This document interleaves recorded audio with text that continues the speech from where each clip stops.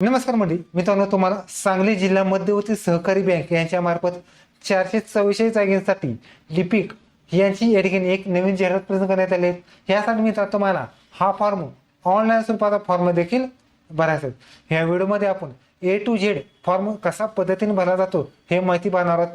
तर व्हिडिओ शेवटपर्यंत नक्की पहा. व्हिडिओ आवडल्यास व्हिडिओला लाईक करा. चॅनलवरती पहिल्यांदा आला तर चॅनलला सबस्क्राईब करून बेल नक्की दाबा. आजचा व्हिडिओ सुरू करूया. मित्रांनो या ठिकाणी या वेबसाईटद्वारे म्हणजे सांगली DCCbank.in ह्या वेबसाईटद्वारे आल्यानंतर तुम्हाला ज्युनियर क्लर्क यांची ऑनलाईन ॲप्लिकेशनची लिंक या ठिकाणी मिळणार आहे. त्यामध्ये जर पाहिलं तर तुम्हाला ऑनलाईन ॲप्लिकेशन किंवा ऑनलाईन अप्लाय ह्या बटनवर क्लिक करायचं आहे आणि IBPSद्वारे जी काही पदभरती असते त्याचं होमपेज ओपन होणार आहे. त्यामध्ये मित्र तुम्हाला पहिल्यांदा न्यू रजिस्ट्रेशन ह्या टॅबवरती क्लिक करायचं आहे. त्यानंतर मित्र तुम्हाला हा फॉर्म भरण्यासाठी तुम्हाला पहिल्यांदा फर्स्ट नेम टाका, कन्फर्म फर्स्ट नेम टाकायचं आहे, मिडल नेम टाका, कन्फर्म मिडल नेम टाका, लास्ट नेम सुद्धा कन्फर्म दोन्ही ठिकाणी टाकायचं. फुल नेम सुद्धा तुमचं येणार आहे. त्यानंतर एक मोबाईल नंबर टाका, कन्फर्म मोबाईल नंबर सुद्धा तोच टाकायचा आहे. एक अल्टरनेट मोबाईल नंबर देऊ शकतात. त्याबरोबर मेल ID टाका. त्याचबरोबर तुमचा जो मेल ID डोमेन कोणता आहे तो टाका. कन्फर्म संपूर्ण मेल ID टाकायचे. त्यानंतर मित्र तुम्हाला यामध्ये आता जी काही जो कॅप्चा आहे तो कॅप्चा टाकून सेव्ह नेक्स्ट करायचं आहे. ओके, तर आपण सगळी माहिती भरलेली आहे. त्यानंतर सेव्ह नेक्स्ट केलं. त्यानंतर ओके बटन ह्यावर तुम्ही क्लिक करा. त्याचबरोबर रजिस्टर नंबर वगैरे तुमचा सगळा आलेला आहे आणि आता खाली तुम्हाला खाली कॅप्चा आहे तो खाली कॅप्चा टाकायचा आहे आणि एक मोबाईल नंबर दिलता त्याद्वारे एक OTP येणार आहे. OTP तुम्हाला टाकून व्हेरीफाय करायचं आहे. त्याचबरोबर सेम त्याच पद्धतीने पुन्हा एकदा तुम्ही कॅप्चा टाकून मेल ID टाका आणि मेल ID सुद्धा व्हेरीफाय करायचं आहे. त्याबरोबर या ठिकाणी जो मोबाईलला OTP आला तो OTP टाकलेला आहे. OTP व्हेरीफाईड झालेला आहे.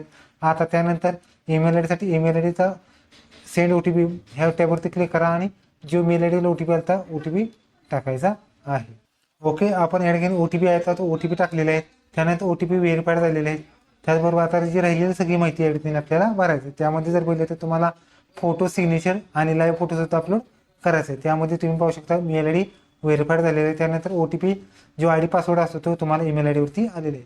आता त्यानंतर मित्र तुम्हाला फोटो अपलोड करायचा आहे. फोटो जर बोलला तर तुम्हाला 3.5 बाय 4.5 तुम्हाला कलर फोटो अपलोड करायचा आहे आणि एक लाईव्ह फोटो सुद्धा तुम्हाला अपलोड करायचा आहे. त्याचबरोबर लाईव्ह फोटो अपलोड केल्यानंतर तुम्हाला या ठिकाणी खाली एक सिग्नेचर टिक मार्क करायचे आहेत. सिग्नेचर सुद्धा अपलोड करायचे जसे की कॅपिटल लेटरमध्ये तुमची सिग्नेचर नसावी. फोटो सिग्नेचर दोन्ही अपलोड केल्यानंतर तुम्हाला सेव्ह नेक्स्ट करायचं आहे. तर मित्र या ठिकाणी पाहू शकतात आपण फोटो आणि सही आणि लाईव्ह फोटो हे दोन्ही अपलोड केलेलं आहे. त्याचबरोबर टिकमार्क सुद्धा केलेले. सेव्ह नेक्स्ट करा.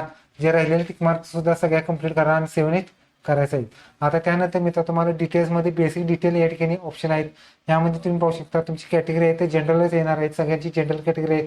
तुम्ही हँडिकॅप असेल तर या ठिकाणी तुम्ही येस करायचं आहे. जर तुम्ही येस केलं तर तुमचा फॉर्म रिजेक्ट होणार आहे म्हणजे तुम्ही अप्लाय करू शकणार आहेत. नो या ठिकाणी तुम्हाला करायचं आहे. त्याचबरोबर तुम्ही सांगली जिल्ह्यामध्ये रहिवासी असेल तर येस सिलेक्ट करा. तर नसेल तर तुम्ही नो करू शकता. त्याचबरोबर तुमचं डोमासेल सांगली जिल्ह्यात आहे का तर हे सिलेक्ट करा. नसेल तर तुम्ही नो करू शकता. यामध्ये मित्रांनो 70% जागा ह्या सांगली जिल्ह्यासाठी असतात आणि राहिलेले 30% इतरसाठी असतात. त्याचबरोबर मायनॉरिटी आहे का येस किंवा नो सिलेक्ट करा. रिजन कोणता आहे तो सिलेक्ट करायचा आहे. त्यानंतर मित्र तुम्हाला कन्सेप्ट टू आधार व्हेरिफिकेशन हे सिलेक्ट करा. त्याचबरोबर तुमचा आधार नंबर टाका आणि पॅन कार्ड नंबर सुद्धा तुम्हाला टाकायचा आहे. 3 एक्झाम सेंटरपैकी पहिले एक्झाम सेंटर टाका, सेकंड एक्झाम सेंटर टाका आणि थर्ड एक्झाम सेंटर तुम्हाला टाकायचं आहे. असे 3 एक्झाम सेंटर टाकायचे आहेत. त्यानंतर मित्र तुमची जी काही बर्थ डेट आहे ती बर्थ डेट टाकायची आहे. तुमची जी बर्थ डेट आहे टाका. बर्थ मंथ कोणता आहे तो सिलेक्ट करा आणि बर्थ इयर जे काय असेल ते तुमचं सिलेक्ट करायचं आहे. त्यानंतर मित्र तुम्ही पाहू शकतात खाली आल्यानंतर तुम्हाला जेंडर मेल फिमेल काय असेल ते सिलेक्ट करा. त्याचबरोबर तुमचा भाऊ जो भाऊ बहीण कोण आहे का हे सिलेक्ट करून त्याचं नाव वगैरे टाका. त्याचे जेंडर वगैरे काय असेल ते सिलेक्ट करा. Married status married unmarried divorce वगैरे काय असेल ते सिलेक्ट करा. त्याचबरोबर फादर्स नेम टाका. मदर्स नेम आणि स्पॉन्स नेम टाकायचा आहे. नसेल तर अनमॅरिड टाकू शकता. त्याचबरोबर ॲड्रेसमध्ये तुमचा आधार कार्डनुसार जो ॲड्रेस आहे तो टाका. जिल्हा टाका. स्टेट कोणता आहे ते तुम्हाला टाकायचा आहे. त्याचबरोबर पिनकोड सुद्धा टाकून परमनंट ॲड्रेस सेम यूज करायचा आहे. त्यानंतर मित्र तुमचा बँकेच्या डिटेलमध्ये कार्ड होल्डर नेम टाकायचे आहेत. त्याचबरोबर बँक आणि ब्रँच टाका. अकाउंट नंबर टाका. 2 ठिकाण कन्फर्मेशन करा. सेव्हिंग टाईप वगैरे काय असेल टाका. IFSC कोड टाका. तुमची फी 1180 आलेली आहे. व्हेरीफाय डिटेल ह्या बटनवर क्लिक करून फॉर्म सबमिट करायचा आहे. ओके, आपण सगळी माहिती भरलेली आहे. तुम्ही पाहू शकता संपूर्ण माहिती या ठिकाणी तुम्हाला भरलेली आहे. त्यानंतर व्हेरीफाय डिटेल ह्या टॅबवरती क्लिक करून व्हेरीफाय झाले. त्यानंतर सेव्ह नेक्स्ट करायचं आहे. ओके, आता त्यानंतर मित्र तुम्हाला क्वालिफिकेशन अँड एक्सपिरियन्समध्ये तुम्हाला या ठिकाणी तुम्हाला एज्युकेशन टाकायचं आहे. यामध्ये मित्र तुम्हाला खाली आल्यानंतर तुमचं एज्युकेशन पाहू शकता. त्यामध्ये art, commerce, science, agriculture, management, engineer वगैरे काय असेल ते टाका. त्याचबरोबर पासिंग, त्याचबरोबर त्यानंतर पर्सेंटेज टाका आणि क्लाससुद्धा तुम्हाला टाकायचा आहे. त्यानंतर मित्र तुमचं पी जी वगैरे झालं असेल पी जी टाका. त्याचे डिटेल म्हणजे पासिंग डेट, पर्सेंटेज आणि ग्रेडसुद्धा तुम्हाला टाकायचा आहे. त्यानंतर अदर क्वालिफिकेशन काय असेल ते टाका. त्याचबरोबर तुम्ही या ठिकाणी अदर कॉलेजमध्ये टाकल्यानंतर तुम्हाला खाली या ठिकाणी एस किंवा कॉम्प्युटरचा कोर्स झाला असेल तर हे सिलेक्ट करा, नसेल तर नो करू शकतात. शक्यतो तुम्हाला हे सिलेक्ट करायचं आहे. नो केलं तरी तुमचा फॉर्म सबमिट होतो. त्यानंतर तुमचा बँकेचा कोणता एक्सपिरियन्स वगैरे असेल तर तुम्हाला टाकायचं आहे. त्यामध्ये जर बघितलं तर करंट एम्प्लॉई हे सिलेक्ट करा, नसेल तर नो करा. नेचर्स ऑफ जॉब डेजिग्नेशन कधीपासून कधीपर्यंत काम केलं ते टाका. नेचर्स ऑफ ड्युटी टाका. रिझन ऑफ लिव्हिंग आणि टोटल एक्सपिरियन्स टाकायचं. मल्टिपल असेल तर ॲड मोरमध्ये क्लिक करून तुम्ही वेगवेगळ्या टाकू शकतात किंवा एकच असेल तर एक टाका किंवा नो जरी केलं तरी तुम्ही फॉर्म भरू शकता. आता त्यानंतर नो करायचे आहेत. जर एक्सपिरियन्स नसला तर नो करा. तुमचा अवगत भाषामध्ये मराठी रीड राईट स्पीक करा. त्यानंतर तुम्हाला हिंदी वगैरे असेल तर हिंदी सिलेक्ट करा आणि इंग्लिश असेल तर इंग्लिशसुद्धा तुम्हाला सिलेक्ट करायचे आहे. आणि रीड राईट स्पीक हे सगळं टिकमार्क करायचं आहे.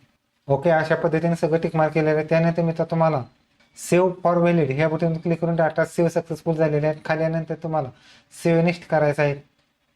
ओके, सेव्ह नेक्स्ट केल्यानंतर तुम्हाला फॉर्म प्रिव्ह्यू सगळं आलेले आहे. तुम्ही जो फॉर्ममध्ये सगळी माहिती भरली होती ती सगळी माहिती आलेली आहे.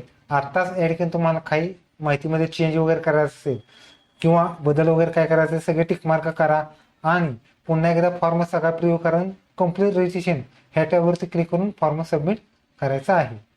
यामध्ये मित्र तुम्हाला सगळे डॉक्युमेंट्स क्लिक केल्यानंतर तुम्हाला येस करून ओके करायचं. आता राहिलेल्या डॉक्युमेंटमध्ये तुम्हाला लेफ्ट हँड थंब आणि हँड रायटिंगसुद्धा अपलोड करायची आहे. त्यानंतर खाली कॅप्चर टाकून सबमिट करायचं आहे आणि सेव्ह करायचं आहे.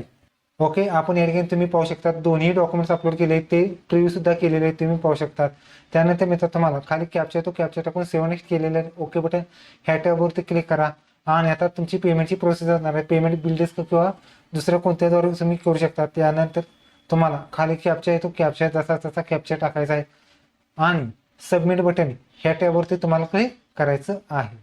ही फी मित्र तुम्हाला credit card, debit card, net banking किंवा UPI तुम्ही फी भरू शकता. ओके, आपली पेमेंट सक्सेसफुली झालेली आहे तुम्ही पाहू शकतात.